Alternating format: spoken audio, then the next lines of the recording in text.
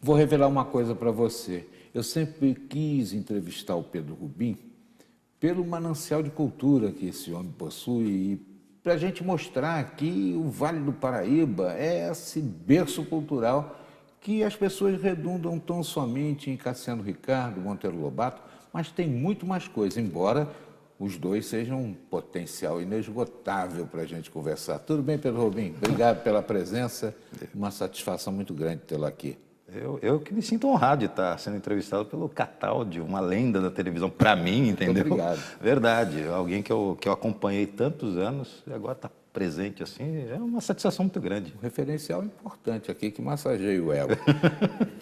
Pedro, vamos falar sobre esse evento que você está programando aí para o shopping aqui em Taubaté, né? Que é uma coisa que vai exercitar o cérebro da moçada. Exatamente. Nós fazemos periodicamente um evento chamado Brain Fitness, e trazendo pessoas que têm algo a dizer, né, e que tenham algum tipo de impacto ou interação com um público mais amplo, para debaterem ideias, trazerem novos conceitos. Você já trouxe também outros nomes importantes para esse evento. Trouxemos nomes importantes. Olha que anual? É anual? Não. Ele é um evento... Agora a gente está fazendo mensal, né? Nós começamos trazendo o Brain Fitness, começamos trazendo o Amir Klink. Exatamente, o Amir Klink, que foi o primeiro homem a circular o globo navegando. Ele circulou a Terra toda, né? Todo o território, fez aquela travessia sozinho de barquinho entre Brasil e África. Foi ao Polo também, né? No Polo, exatamente. Quando ele fez, ele circulou assim a zona exatamente, aquela região polar. E é um navegador ao estilo daqueles clássicos, né? Dos históricos, sei lá. A gente vai... Ao falar de Amir Klink, eu me lembro do Américo Vespúcio, por exemplo, né? E foi maravilhoso. Só que o Américo Vespúcio veio com tripulação. Ele Exatamente, foi sozinho, né? Então, a história do Amir é algo que as pessoas... Primeiro, é um orgulho para o Brasil ter um navegador desse quilate, né? E que tenha feito alguma coisa tão grandiosa. Segundo lugar, ele é um inovador tecnológico. Para fazer essa travessia, ele teve que inventar uma série, coisa bem brasileira, né? De inventar, fazer o jeitinho, criar nova tecnologia, que virou referência para a indústria náutica. Ele é um grande influenciador na tecnologia náutica. E ele diz, uma das coisas que ele deixou, uma lição que ele deixou para a gente é que ele foi obrigado a inventar as coisas porque ele não tinha recursos, quer dizer, não tinha dinheiro para fazer a viagem que ele estava planejando. Então, a necessidade foi a mãe de todas as invenções dele. Então, a capacidade de inovar está no cérebro das pessoas, está nesse exercício cerebral. Então, por isso que ele se encaixou muito bem com essa proposta da gente de estimular as pessoas a pensar mais, a trabalhar mais com a criatividade. E eu soube que o shopping ficou gratificado porque o movimento do shopping tem aumentado com essas iniciativas que você bolou. O shopping, eu posso falar por meio do Mauro Fontes, que é o gerente de marketing lá, ele tem uma visão muito clara sobre o papel da cultura no desenvolvimento, no desenvolvimento econômico de uma região. E associar um shopping à cultura, né, num ambiente onde você recebe lá, por dia eles recebem 30 mil pessoas. Dá 1 milhão de pessoas por mês. E tem uma livraria poderosa. Uma livraria poderosa. Então, é um espaço onde as pessoas estão. Então, você levar a cultura lá, onde o povo está, né? É uma jogada, ao mesmo tempo, comercial e de grande serviço para a sociedade. Com certeza. Você qualifica, né, o espaço, não é só entretenimento.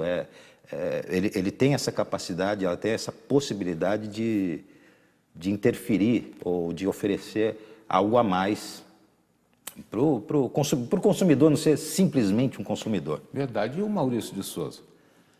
Isso daí a gente não pode falar ainda, não. Ah, é? Não pode falar. Mas a gente pode falar que é o seguinte, a gente faz também a Semana Monteiro Lobato. Tá?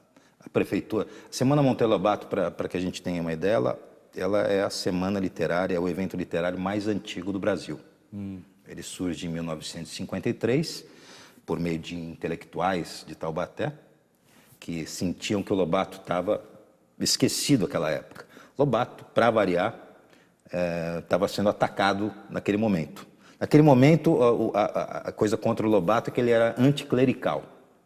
Então, você tinha, por exemplo, em Taubaté, queimavam os livros dele. Que horror. É verdade.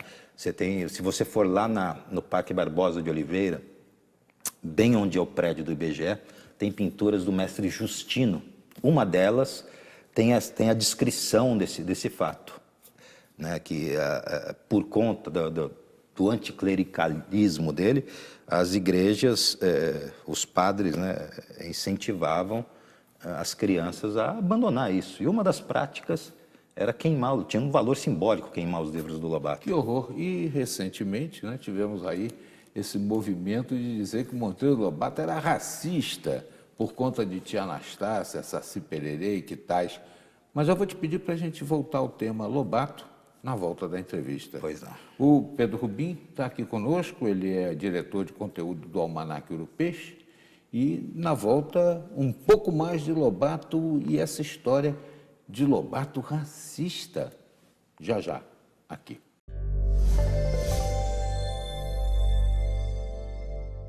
O Pedro Rubim é esse show, né?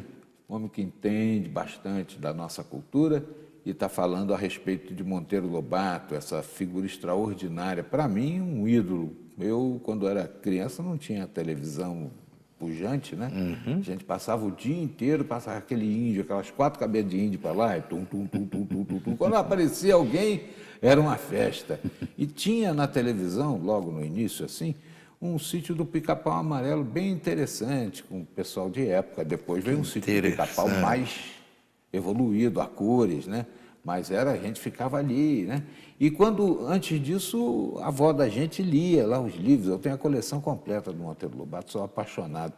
Aí eu fico perplexo de ver como a gente tem capacidade de destruir o que é nosso. Os sujeitos agora inventaram que o Monteiro Lobato era racista.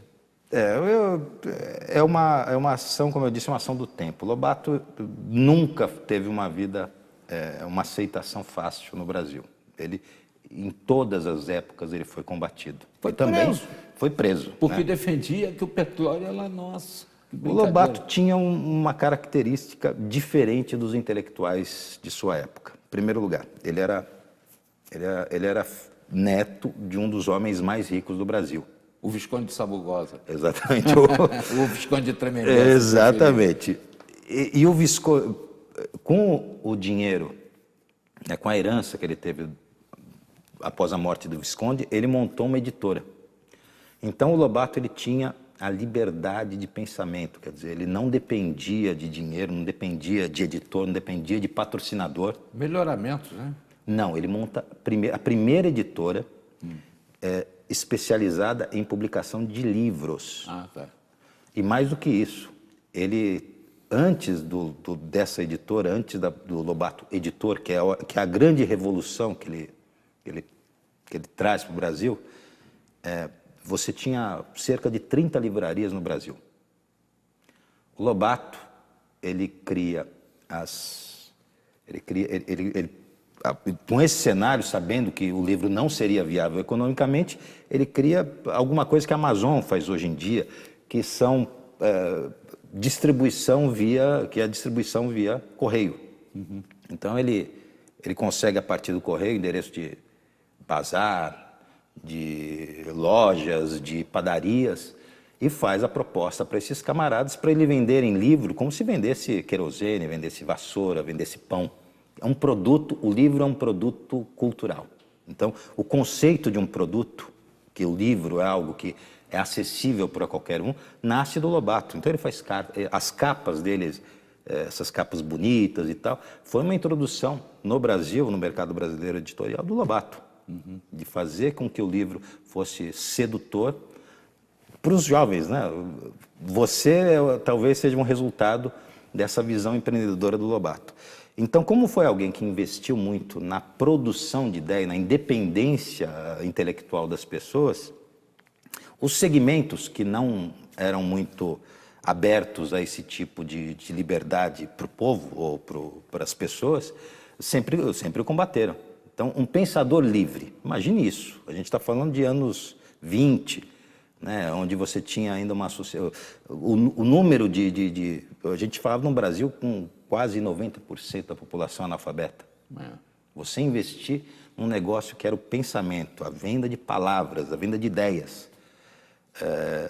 e que com o passar dos anos isso vai diminuindo, vai ajudando a diminuir o número de analfabetos, quer dizer, fazendo o Brasil pensar um pouquinho mais, ter uma independência de pensamento, fazer o povo pensar, ter um pouquinho mais de independência também no pensar, isso não era muito bem visto. E as premonições, né? Eu acho que isso tudo você vai passar aí nessa semana de Lobato, né? Mas as premonições, ninguém acreditava que o Brasil tinha petróleo. Esse homem brigou, foi preso por causa de petróleo, né? E outra, o presidente negro, ele teve a mensagem, sei lá, de que os Estados Unidos iam ter um presidente negro. E teve mesmo, Barack Obama. Sim, sim. A grande crítica sobre o Lobato é que o Lobato é a eugenia que falam do Lobato, né? Que o Lobato defendia ele foi adepto, como todos os homens de seu tempo. É uma coisa que a gente também precisa colocar. A gente analisar o Lobato à luz do século XXI é a mesma coisa de você analisar, sei lá, Dom Pedro II, analisar Napoleão. À luz do século XXI, qualquer coisa que você analise do passado vai parecer bárbara, né? Então, o Lobato era uma sociedade estagnada que tinha acabado de sair da escravidão, né?